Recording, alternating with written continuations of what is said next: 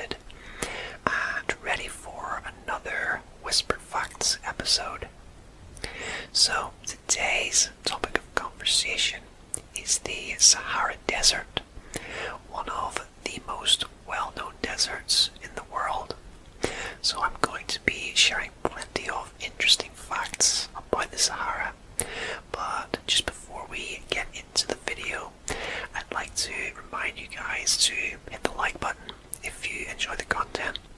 Consider subscribing if you're new around here, and also feel free to drop topic suggestions you'd like to see made down in the comments section, and I will do my very best to see that some of those are made for you guys. So, without further ado, it is time to lay back, relax, and let yourself drift away as I whisper facts about the Sahara Desert. The Sahara is a vast desert on the continent of Africa with an area of 9,200,000 square kilometers, which converts to 3,600,000 square miles. It is the largest hot desert in the world and the third largest desert overall, smaller only than the deserts of Antarctica and the northern Arctic. The name Sahara is derived from the Arabic word for desert and is also known as the greatest desert. So, before making this video, I probably would have guessed the Sahara was the world's largest desert, but I had no idea about the two largest deserts being at the North and the South Poles. But at least we now know that the Sahara is the largest hot desert. Didn't think it stretched the whole way across from West Africa to East Africa. I had it in my head that it was situated somewhere in the western region of Africa around Morocco. But there you go, we keep learning with these videos. I think the day will come when my head is just bursting with all this new knowledge and from making these videos, and I'll go on some sort of quiz show and become a millionaire or something. The desert comprises much of North Africa, excluding the fertile region on the Mediterranean sea coast, the Atlas Mountains of the Maghreb, and the Nile Valley in Egypt and Sudan. It stretches from the Red Sea in the east and the Mediterranean in the north to the Atlantic Ocean in the west, where the landscape gradually changes from desert to coastal plains. To the south, it is bounded by the Sahel, a belt of semi-arid tropical savanna around the Niger River Valley and the Sudan region of sub-Saharan Africa. The Sahara can be divided into several regions, including the Western Sahara, the Central Ahagar Mountains, the Tibesti Mountains, the Air Mountains, the Tenere Desert, and the Libyan Desert. The Sahara covers large parts of Algeria, Chad, Egypt, Libya, Mali, Mauritania, Morocco, Niger, Sudan, and Tunisia, amounting to 31% of the total area of Africa. Okay, yeah, so there are 10 countries in total process? That could be one of the questions I get asked on this fictional game show I'm on in the future. You never know. So I have that one lodged in my brain now, just in case. About 100 kilometers west of Abu Simbel in Egypt, Nabta Playa is situated, which is an archaeological site which has Stonehenge type megalithic stones. It was founded around 7500 BC.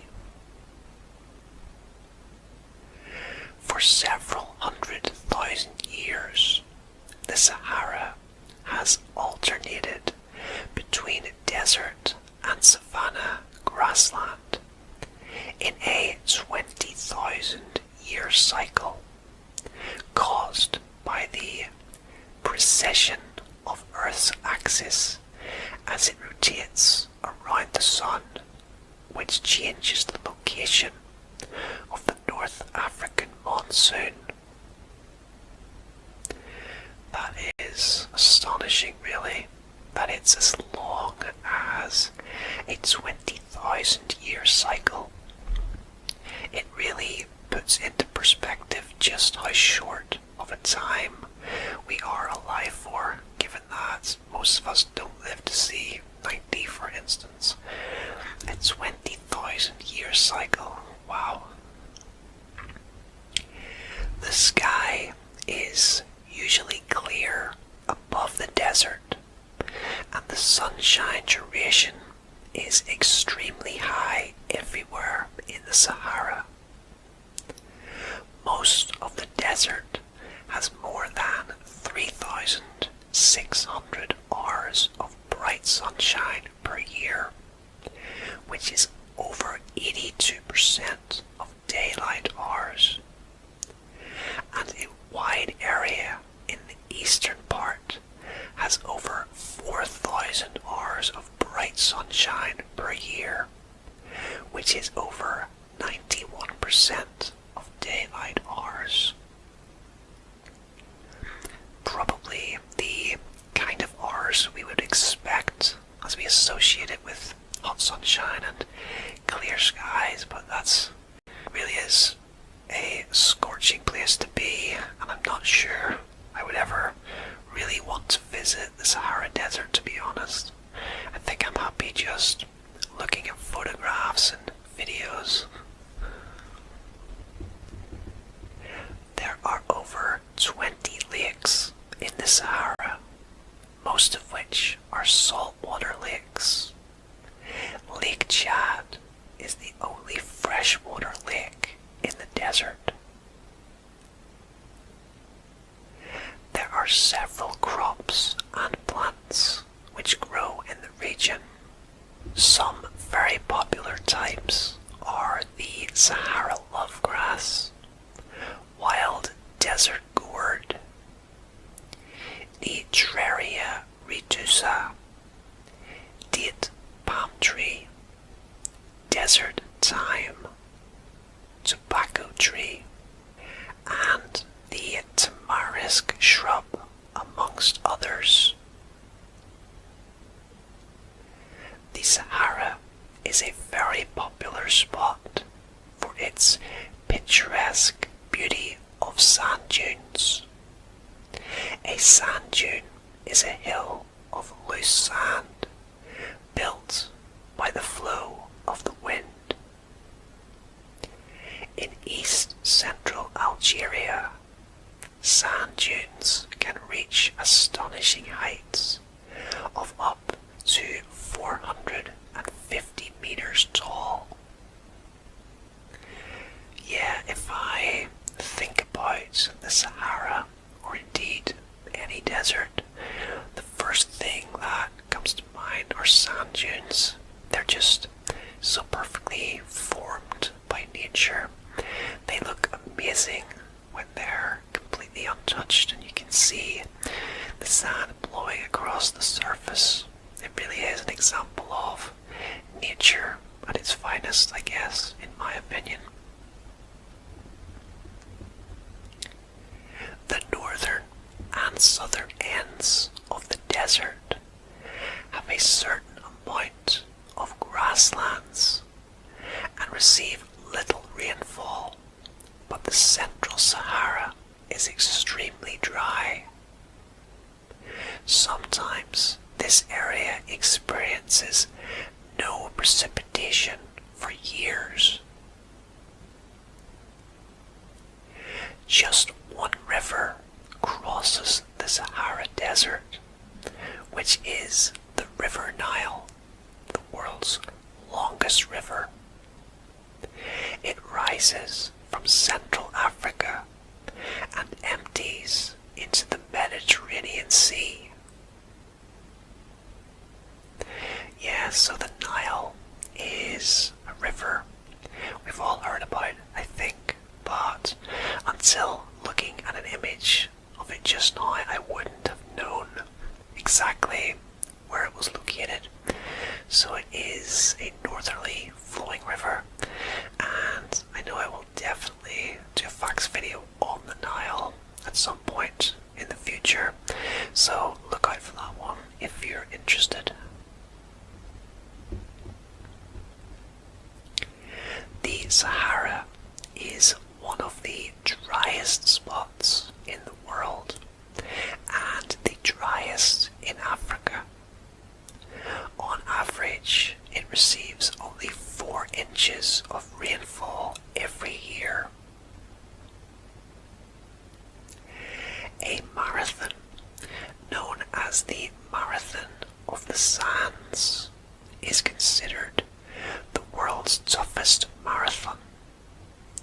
It is contested over a 6-day period and has a total distance of 251 kilometers.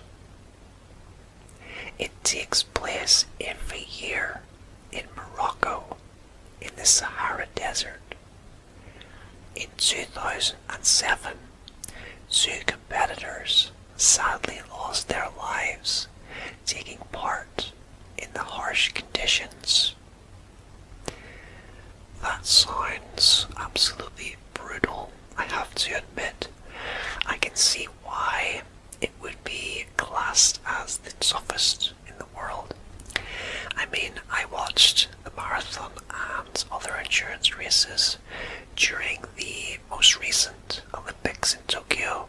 The heat and the humidity there was horrendous, apparently. I imagine the marathon of the sands in the Sahara would be similar, if not even more brutal perhaps.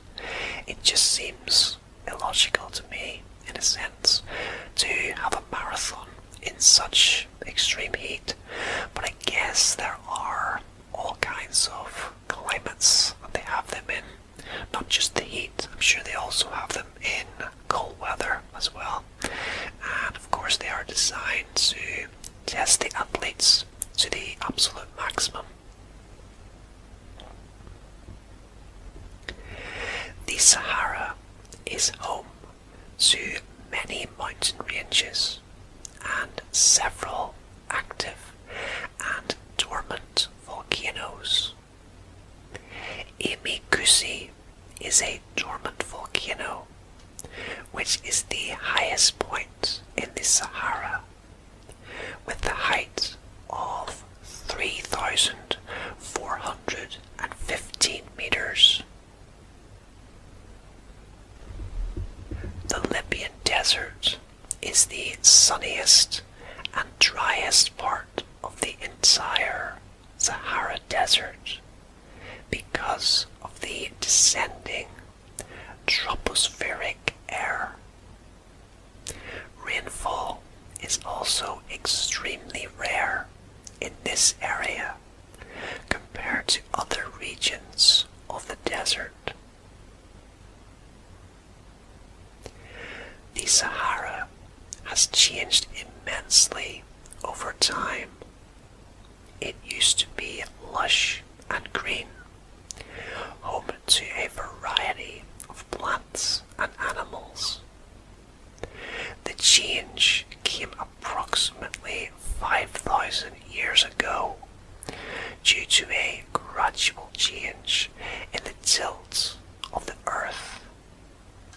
it is thought that the Sahara Desert will become green again at some point in the future. Despite the scorching temperatures, people live in the region. Of the 10 countries mentioned, which are located in the Sahara, about 20 million people reside in these countries.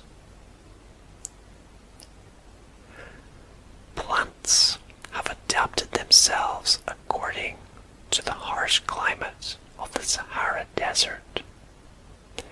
Their leaves are modified as spines. They have succulent or fleshy stems and well-developed root systems which spread across a large area to trap water. Yeah, that's evolution for you. Things slowly evolving over time, adapting over time to the environment they live in order to survive and to make their survival as comfortable as possible.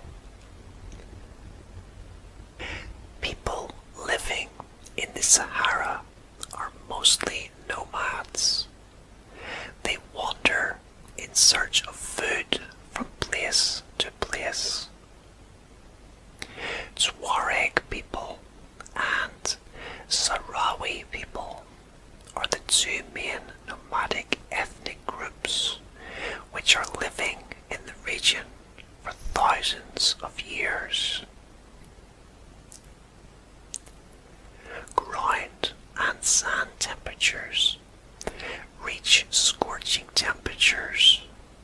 During the day, the temperature of the sand can reach nearly 80 degrees Celsius. Wow, that is absolutely scorching. I know that's a word I've used a few times in this video, but it truly is. I'm sure a lot of you guys have experienced that sensation yourselves, as I have, when you're walking barefoot on hot sand. And it's really hot, and you have to run quickly to find shade, or your feet will burn. It's an uncomfortable feeling, but I dare say none of us have ever been barefoot in sand as hot as 80 degrees, nor would we ever wish to be, of course. Many people think that the Sahara is made up of mostly sand, but that is not the case. The Sahara is in fact made up mostly of gravel. Gravel accounts for around 70% of the region, whereas sand accounts for only 30%.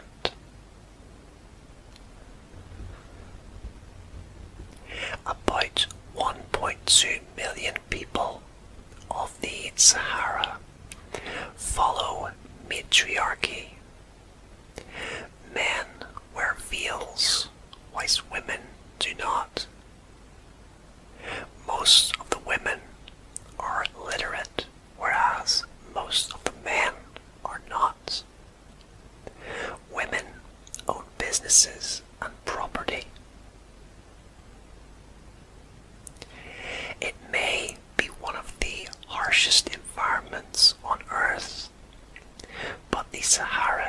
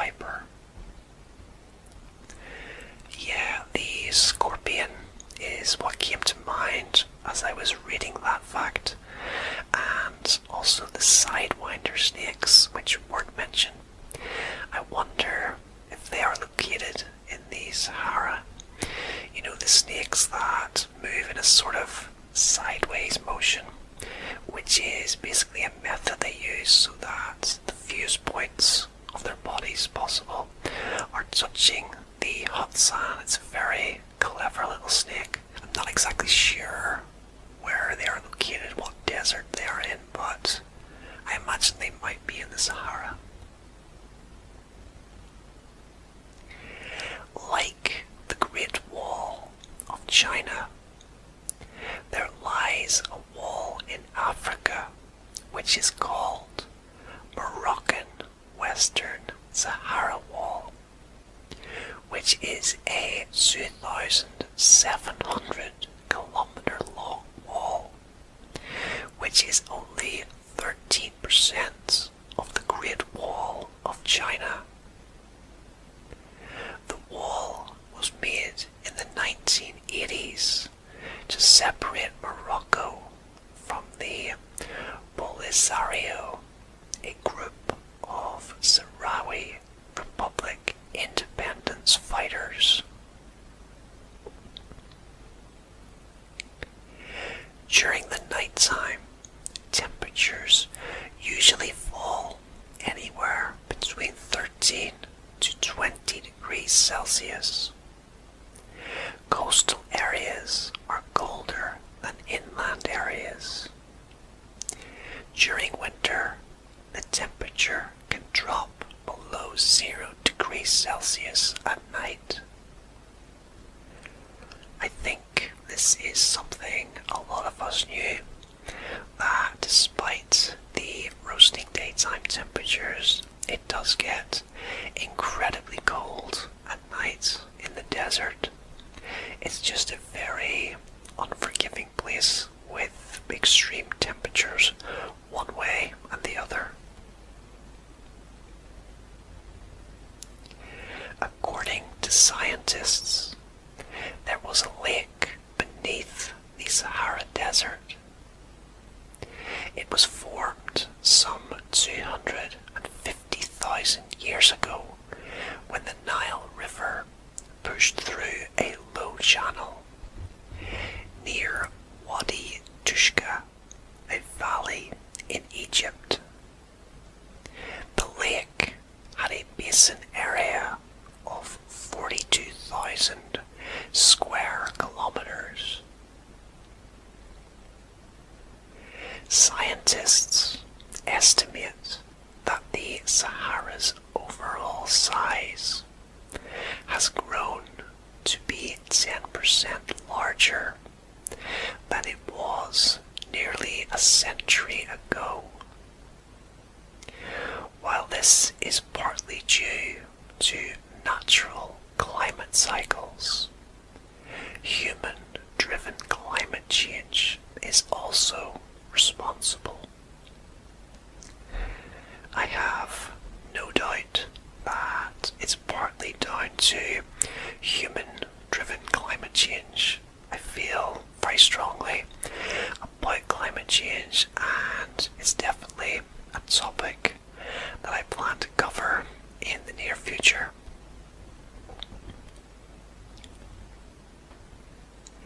There are many mountain ranges in the Sahara Desert.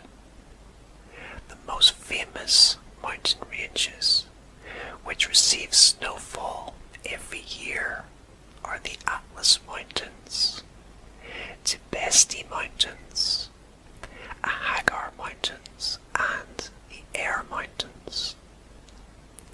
The Atlas Mountains are highly popular for ski resorts. The inland Sahara has received snowfall on just 2 occasions, the most recent being December 2016, and before that in February 1979. Yeah, I've heard of the Atlas Mountains before, and I knew they were very popular with skiers, but I'd never heard of the other mountain ranges. And it's also fascinating to learn just how little snow the inland areas get. So there's been just 2 occasions in the last 42 years or so. That's quite unbelievable.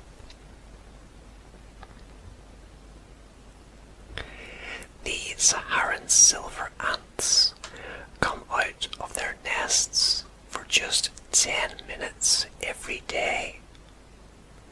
They do so due to the extremely high temperatures outside and also to avoid predators. On September the 13th, 1922, the temperature reached 58 degrees Celsius, or 136.4 degrees Fahrenheit, in the town of Al-Azizia in Libya, making it the hottest place on Earth. Sand dunes and sheets cover only around 25% of the Sahara's actual surface. This desert also has numerous other land features, including salt flats, gravel plains, plateaus, and, as previously mentioned, mountains where snow has been recorded. And finally, there are several activities you can do in the Sahara for entertainment, such as quad biking, stargazing, sand surfing, camping, and trekking. Those activities actually sound a lot of fun. I've seen sand surfing before on videos and it looks really cool. That's when you climb a sand dune and then you surf down it on top of a sort of specially adapted board. But yeah, it could definitely be fun. The sort of activities a specific type of person would enjoy, those who love the outdoors and adventure type activities. I consider myself somewhere in the middle. I'm not an outdoor person, but not 100% an indoor person either. I like a little bit of adventure now and again, and I certainly wouldn't say no to some of those activities. But as for the real sort of extreme adrenaline junkie activities like bungee jumping, for example, yeah, I'd probably give that one a miss.